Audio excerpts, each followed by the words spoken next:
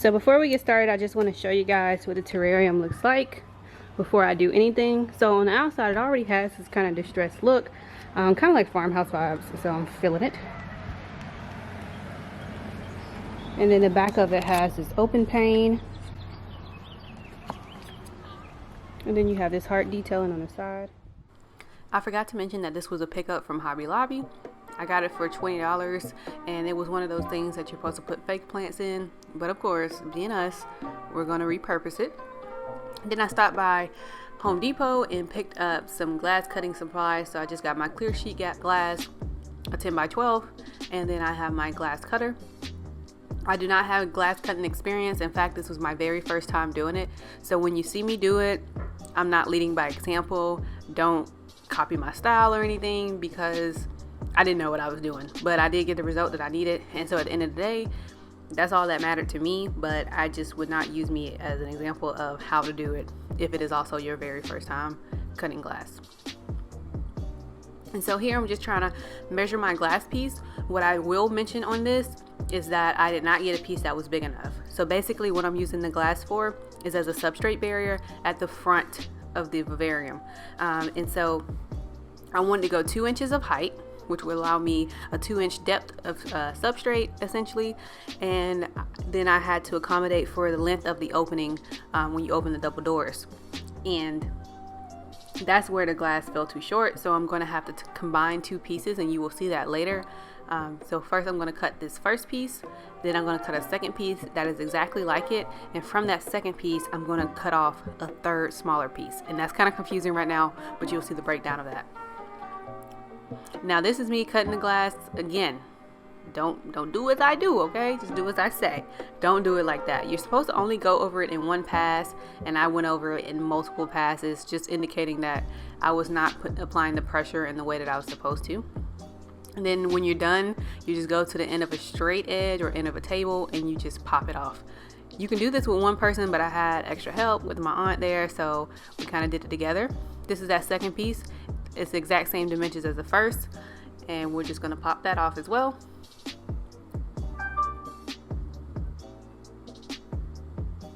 And you can see my poor glass cutting skills again at play here. But that's okay, because I only needed one smidge of the end there. And so I measured that off, and then I'm just going to cut it in the same way that I've been doing. Again, this is just to accommodate for the lack of length that I had in the glass.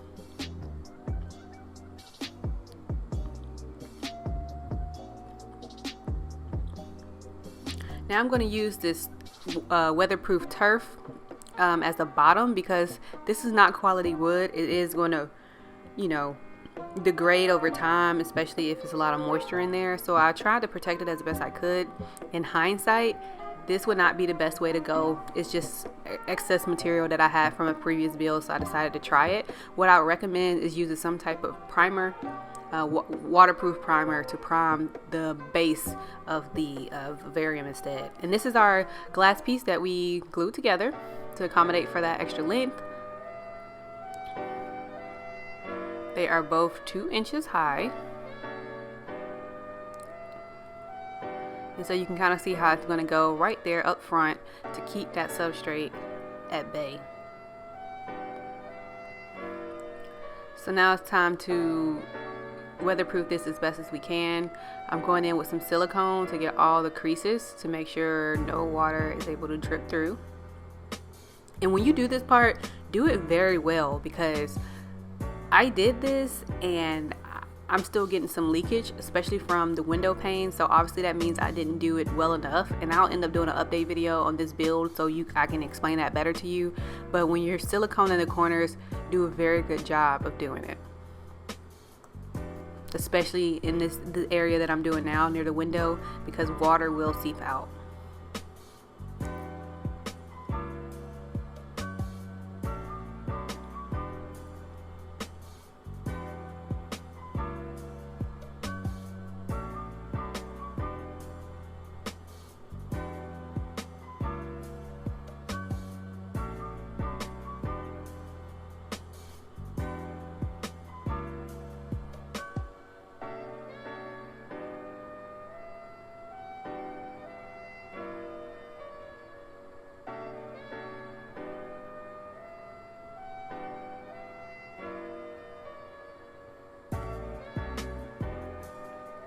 Once I've siliconed everything, I'm going in with that turf at the bottom, and I'm also going to be siliconing that in place.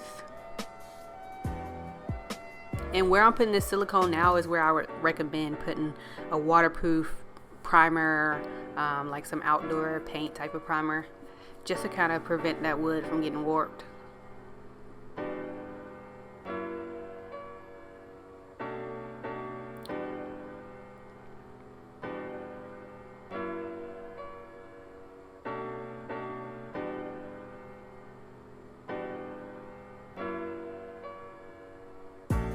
And then I'm just weighing it down with some bricks to kind of apply some pressure and make sure it gets a good seal on it. Once that's kind of done setting a little bit, now I'm going to try to silicone our substrate barrier, our little glass piece.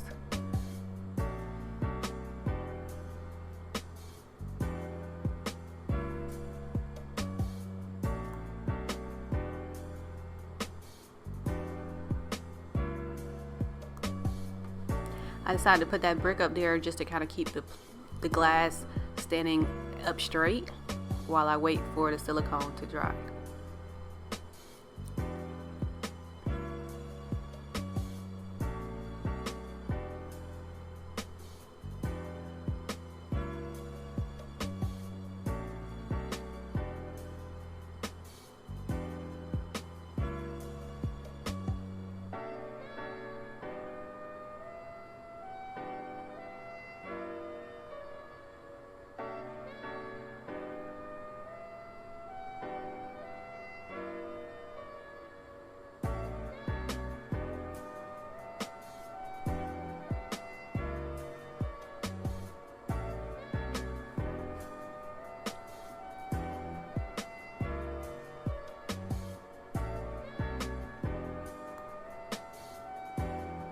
Once everything is all dry, this is our result.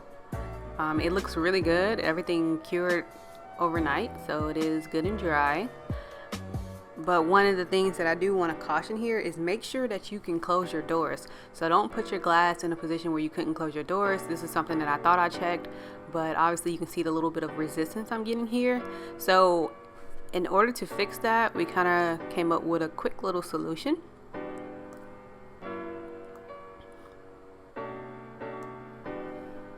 So what we decided to do was use this picture hanging kit, and we're just going to use one of the pieces from it. I'm not really sure what you would call this, but this essentially would be something that you would put in a wall to hang a picture up, I guess, or put in the back of the picture frame. But we're going to put it on this little opening where the two double doors meet. And the issue with putting this on here is you're supposed to hammer it in place, but the hammer, we couldn't get enough clearance for the hammer to actually hammer the nail because of the way it was positioned. So we decided to just drill some holes, but we didn't have a drill bit that was appropriately sized for that size nail. It was so small, so we decided to just overshoot the hole size. So you can see us here drilling the hole.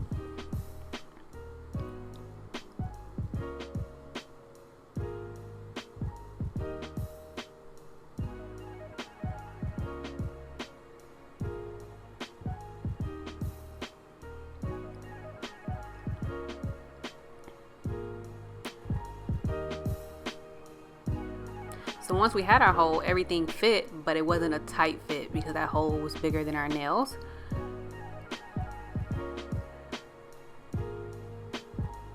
And that was just me making sure that the doors were still closed. And so in order to accommodate that extra size, that bigger size hole, we're going to stuff it with silicone. And that's going to keep that metal piece in place, and it's going to keep the nails in place and kind of provide cushion for the nail so that it's not rattling around in a hole that is too big. And it actually worked out very well.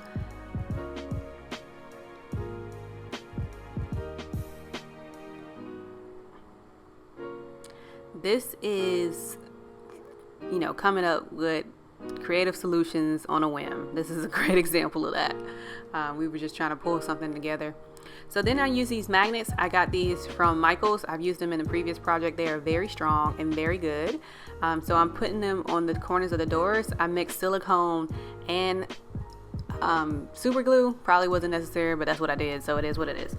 And basically the idea is that the magnets will magnetize to our little metal picture hanging piece, and that's going to keep the doors flushed and provide a little bit of a snap when you close them.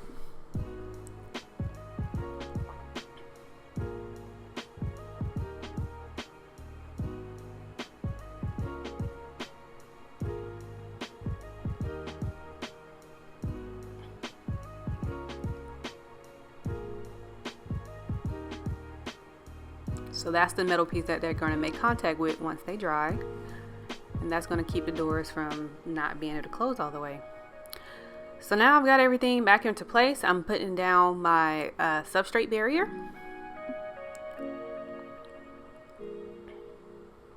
So for me, this is just a little added protection to try to prevent the turf from getting oversaturated with the water. I am going bioactive on this. I love going bioactive, so of course this is a bioactive build. And I am spooning in my ABG mix with Eco Earth, and it is already seeded with springtails and isopods. I'm using dwarf white isopods in this one. I'm afraid my tarantula would probably eat my larger isopod species. And I'm using a pothos plant, and I do not know the name of that other plant. It's a plant that she had in her previous enclosure, and I'm going to be using a half log. So generally it takes me a long time to figure out the way that I want things arranged, so I kind of just skip through that part of it. And this is what I ended up going with. So because you have that window pane on the other side, the side opposite the doors, I kind of wanted it to look good from both sides. So I was thinking about that in my arrangement. Obviously I'm going to have the doors facing me because that's where I need to access, and that's what I'm going to be opening most of the time, but I still wanted it to look good from the other side.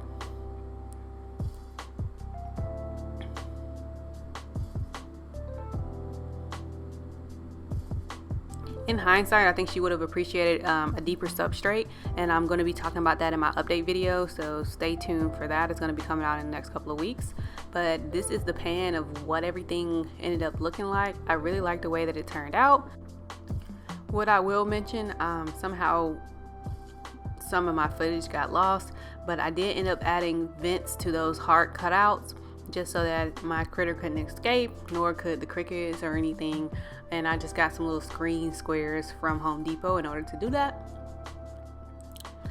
And ultimately, I'm just really happy with this build. I think it looks great. It is definitely farmhouse style, and it looks good on my dresser. Now the last thing to do is to add our little tarantula back in there, so she can check out her new crib.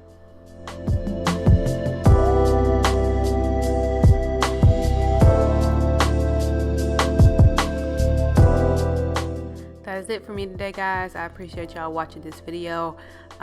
Subscribe to my channel so you can see future content from me, and as always, don't forget to lock it up, stand back, and admire all of your hard work. See you guys next time.